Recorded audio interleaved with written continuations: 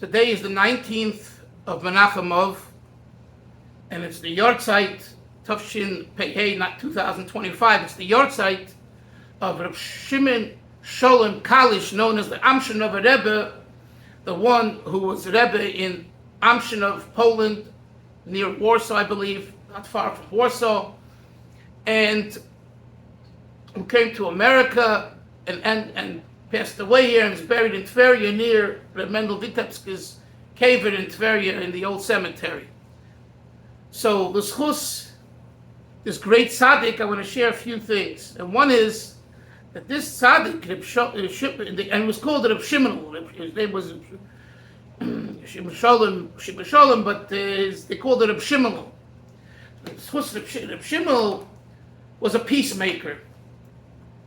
And this is very important because at the time there was fragmentation, the Litvische, the Chassidische, the Svardische. It wasn't so prominent as it became later. And today, Baruch Hashem, it's being more and more reconciled.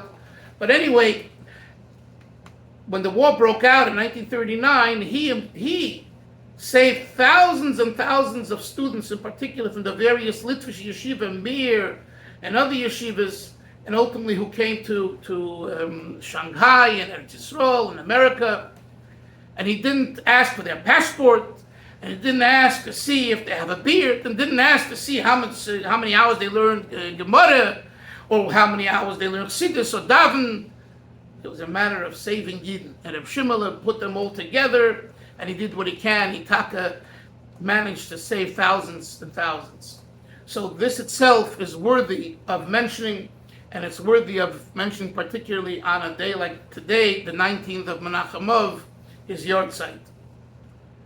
Also, when they escaped and they got to Shanghai, the Frierdiker Rebbe didn't get to Shanghai. He went from Riga to Stockholm to America. Amongst the students that were saved and got to Shanghai were the students from the Lubavitch Yeshiva in Otfotsk. I was there in the yeshiva building. It still stands, although it's an apartment building now, housing.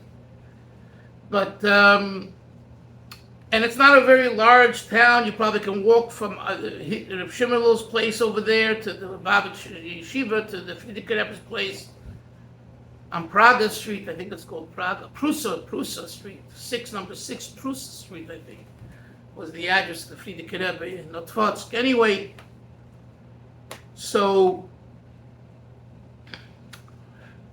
the Tmimim didn't know what to do with certain things, how they should conduct themselves. I'm talking about Rabbi Reich and Rabbi Kotlarski and Rabbi Tenenbaum and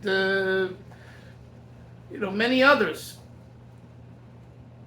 So Rabbi Tenenbaum actually left with the group from Kobe, Japan to Canada, and Kotlarski too. So, but the ones that were left were Rabbi Reichik and Pinya Blatt, whose father was a shamash by the Amshinover. Those two, Rabbi Reichik and Pinya Blatt, his parents were Amshinover Chassidim, and I think there might have been a few other that became Lubavitchers by learning in Lubavitch Yeshiva in Otfotsk, whose parents and grandparents were Amshinover. Anyway,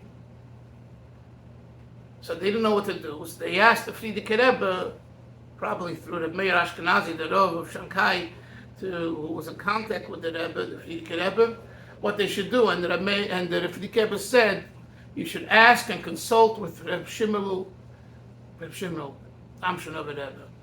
Now, this isn't just a practical advice. Lubavitch Chassidim, have a system. A Rebbe is a tzaddik of a certain level, as explained in Tanya Peri Beis, and it's not just, you need a doctor, a lawyer, an archaeologist, a psychologist. You go to them for advice. It's much more. It's a soul issue. Okay, a Rebbe is a maven on the neshama, on the soul. I always say a Rebbe is a soul geologist.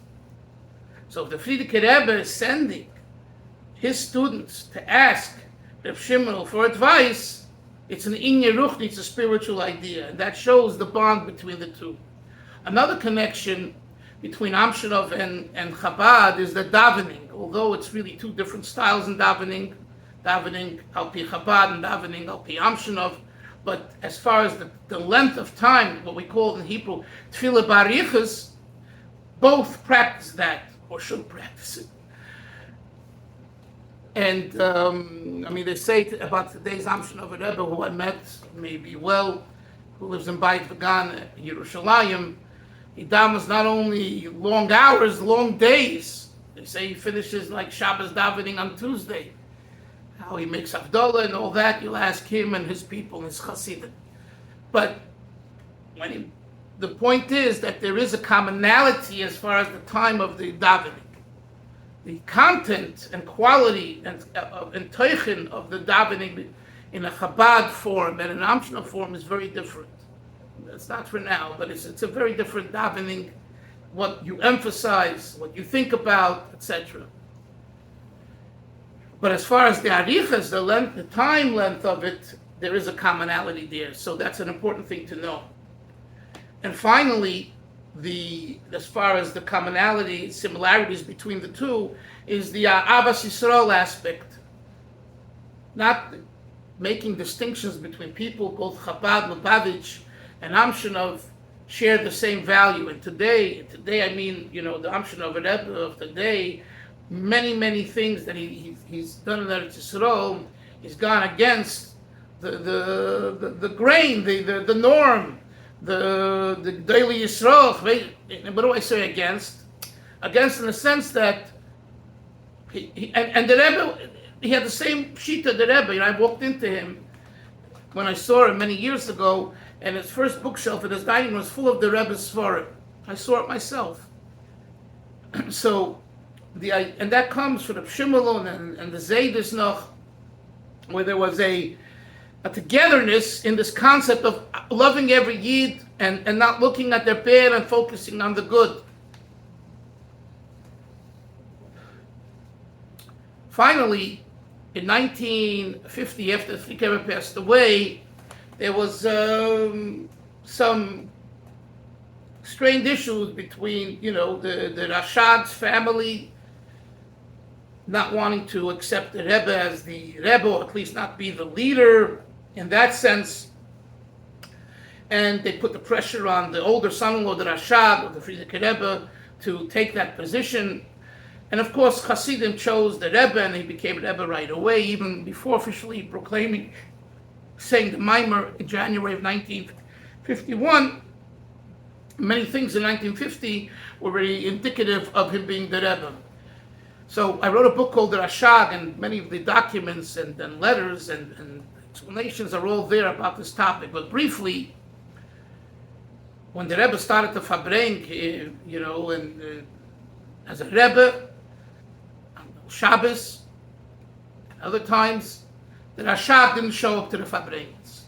This is, I'm talking about 1951, maybe going a little bit to 52, but just a year and a half, not long at all, but there was that period. And it was how Bachurim are, the Rebbe's Hasidim, the Bachurim, they weren't happy about it, to put it mildly. Anyway,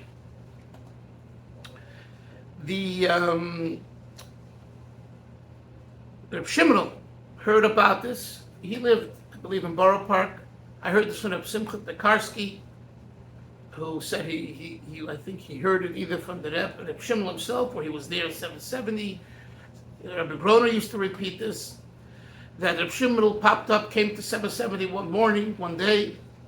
He went into the Rebbe's office. He spoke to him privately. No one knows what he spoke to him. He finished. He closed the door. He went up to the Rashag, either to his apartment on the second floor, or his office at the yeshiva office on the third floor, where the library is today. And he spoke to him, and he came out. He went home. The next Shabbos, the Rashag was at the Fabrengen, and not only that, ultimately he became, as the Rebbe Chaim Mushke said, that he was her husband's greatest chassid. But who was the one that brokered the deal, if you want to call it a deal, who made the shalom, the peace? And again, what he said, I don't know. But the bottom line is that the next Shabbos, the Rashag was at the Fabrengen, which for us, Lubavitch Chassidim, was a very important thing, because to bring this idea of Achdus and to realize that the Rebbe is the head, the Rebbe, Takad and Tzaddik, even over the Rashag, even over the yeshiva and everything else. And so the one who brought this together was Reb Shimon Kalish Amshinover Rebbe Yahrtzeit. May he, his family, and his Hasidim continue to shine, and to bring only goodness and kindness, and only speak positive about Eden, to put aside the negativity, focus on the good, and we be zeicher to Mashiach Tzidkeinu, Schusi Yogan Aleinu, and his neshama Taka should go to the chambers of Mashiach and bring Mashiach the Poyel Mamish Amen Kein Yirotz. Thank you.